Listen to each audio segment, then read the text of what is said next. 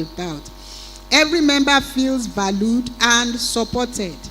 This reduces loneliness and fosters spiritual unity. The world we are in, especially, even this our Nigeria, so many people are going through a lot. A call to somebody can make a difference. A visit to somebody may make a difference. So you call somebody, you have not seen the person for 2 days. How are you feeling? I just say I should check on you. There are times I will just call somebody like that. I say, thank God for this call. The situation I am, okay. I will struggle. Maybe sometimes I will try and if I cannot visit, I will spend time for us to chat. And by the time we are done, the person feels encouraged. I don't know how many of us have had that experience. Just call somebody, and what you share with the person will make a world of difference in that person's life. Some are going through a lot, and it is our responsibility as children of God to check on our brethren from time to time. Now that people are even committing suicide, people are, they are giving up so easily. It is time for us to check on our brethren and know how they are doing. So a loyal member of a fellowship will be committed and dedicated to the mission of the fellowship. What is our mission? What is your own mission as an individual? What is the mission of this fellowship? Do you know it? How committed are you to that mission? What opportunities do you have that can be of help to another person? How committed and mission? He will stand with the fellowship even in difficult times. This house, by the grace of God, we have seen difficult times in the past, and sincerely our brethren have stood. There are times, one of our sisters was sick. I don't want to mention her name. Those days, those early days, what we were doing that time was shift prayer, and we did it round the circle. And God delivered her, and she came back to her feet. It was a very serious situation that time. There was a time somebody was kidnapped. By the grace of God, the brethren stood. We prayed. It was somebody here that went to inside the bush to pay the ransom. And I can go on and on like that. So when there are difficult times, we must be able to stand by each other. That is what fellowshipping together is all about. I do encourage young people.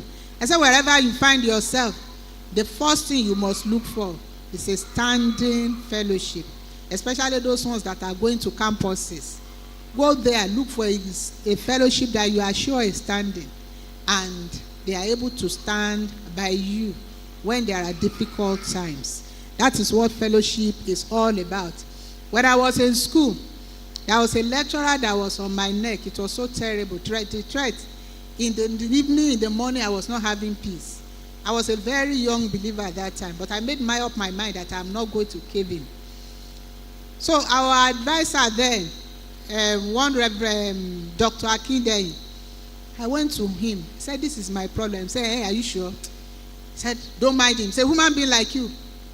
He was a very mature, at least. Then maybe he would be in his 40s. This man I was talking about, I was very young. Maybe I was not even 20. This time I was talking about. He said, "Don't worry. If he talks to you, look at him boldly. Answer his question. Look straight at his face. He told me those things I need to do." He said that particular course, so read as if your whole life depends on it. He said if he decides to do anything, we are here. And he arranged some other believers, and they stood. And they emboldened me. So each time I went to him, I was now more confident, I was bolder. When he saw that, he started retreating. Eventually, by the grace of God, I was able to pass that course. Because there were a lot of threats. I was so scared. But they emboldened me, and they prayed. He would pray and pray with me. Call me. What exactly is happening? I will explain to him. He said, "Don't worry." That is what fellowship is all about. So our unwavering commitment to Naomi and to God demonstrates what it means to be truly loyal, even when sacrifice is required. He knew it would not be easy.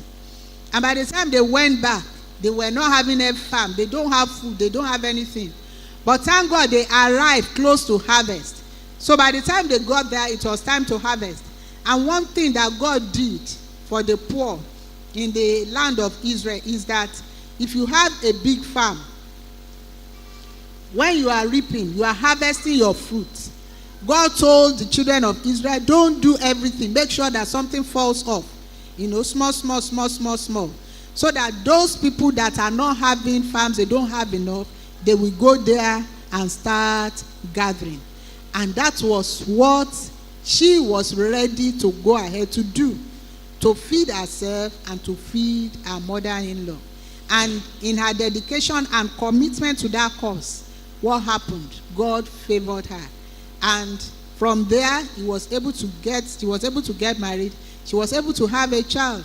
And we were told that the generation of those generations that God blessed came from this same lady. Of all the women, like we were told something, I think it was that day, I don't know who was ministering that day, says in the whole Bible, how many books were dedicated to women? I think just about 2. We have Ruth, and who is the other person? Deborah didn't have a book. Deborah was mentioned in the Bible, but Deborah never had a book. It was just Ruth and Esther.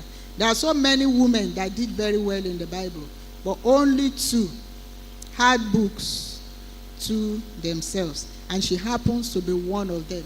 That means God recognized that service.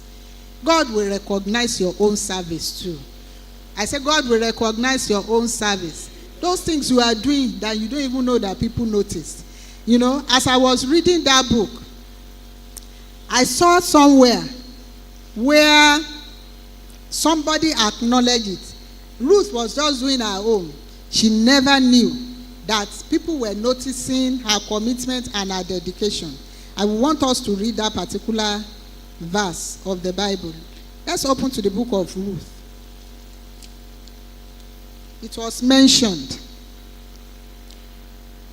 Chapter 2, verse 11. It says, but Boaz answered her, all that you have done to your mother-in-law since the death of your husband has been fully told to me, and how you left your father and mother and your native land and came to a people that you did not know before.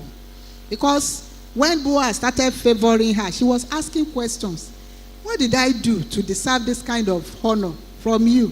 He specifically told his workers that they should be living enough for her to pick on that farm. When she's thirsty, she said she should go and drink from the water that those people fetched. And she gave her so many opportunities. So she started wondering, how did I deserve this kind of honor? And the man told her, this is what qualified you for this great honor. So sometimes we are doing those things, you see, nobody noticed. People noticed. They may not even be the one to reward you, but the great rewarder is there. And one day, we will reap the fruit of our labor in the name of Jesus. Proverbs 17:17 says, a friend loves at all times, and a brother is born for adversity, revealing that loyalty is not just an emotional attachment. It's not because, something happened and your spirit, you are just moved, but it has become habitual for you to do. But the question now is that, what of the situation where you show somebody love over and over and over, and you can see obviously that this person is out to take advantage of you? At such times, what do you do? That is a question I want us to answer. It's obvious to you that this person is out to take advantage of you. What do you do at such instances? Our time is tickling away. So what do we do at such times? That person, you really, really know it.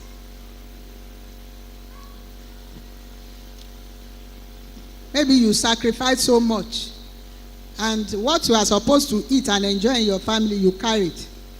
Therefore, you keep giving to this person, and all of a sudden, you just see that what you are not even able to afford to do freely in your own life, he or she is ready, because there is a tap somewhere that you can always go there to and fetch and waste.